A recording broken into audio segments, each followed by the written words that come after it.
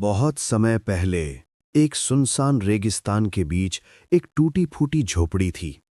चारों तरफ बस रेत ही रेत, लेकिन उसी झोपड़ी के पास एक हरा भरा पेड़ और एक छोटा सा तालाब था। उस झोपड़ी में एक बूढ़ा आदमी रहता था, उम्र करीब 75 साल।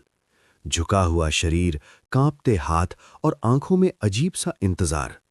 वो रोज सुबह तालाब के पास बैठता और किसी का इंतजार करता। एक दिन दोपहर की तेज धूप में एक लड़का उस रास्ते से गुजर रहा था। नाम था विवान, उम्र लगभग 22 साल। प्यास से हालत खराब थी, होंठ सूख चुके थे।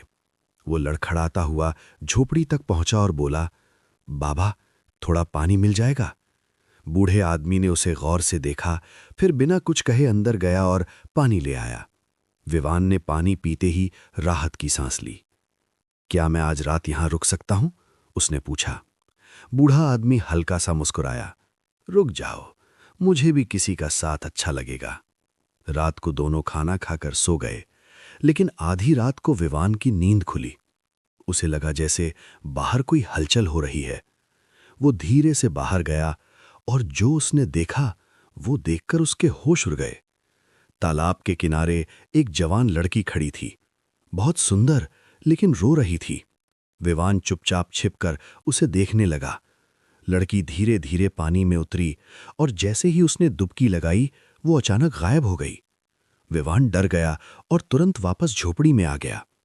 सुबह जब वो उठा तो देखा वही बूढ़ा आदमी बाहर बैठा है। विवान सोच में पड़ गया, क्या ये सब मेरा भ्रम था या कुछ और? उस दिन विवान ने तय किया कि वो सच जानकर ही जाएगा। शाम होते ही वो चुपके से तालाब के पास छिप गया। कुछ देर बाद वही बूढ़ा आदमी धीरे धीरे चलता हुआ वहां आया। वो पानी में उतरा और जैसे ही उसने डुबकी लगाई, विवान की आंखें फैल गईं। वो बूढ़ा आदमी अब एक जवान लड़की बन चुका था। लड़की बैठकर रोने लगी। क्यों नहीं आए तुम? मैं 25 साल से इंतजार कर रही हूं। विवान अब खुद को रोक नहीं पाया। वो सामने आया और बोला, तुम किसका इंतजार कर रही हो? लड़की चौंक गई, धीरे से बोली, अपने पति का, जो मुझे इस श्राप से मुक्त कर सकता है। विवान ने उसकी आंखों में देखा और अचानक बोला, क्या तुम्हारा नाम सिया है? लड़की हैरान रह गई। तुम्हें मेरा नाम कैसे पता? विवान की आंखों में आंसू आ गए। क्योंकि मैं वही हूं जिसे तुम ढूंढ रही हो।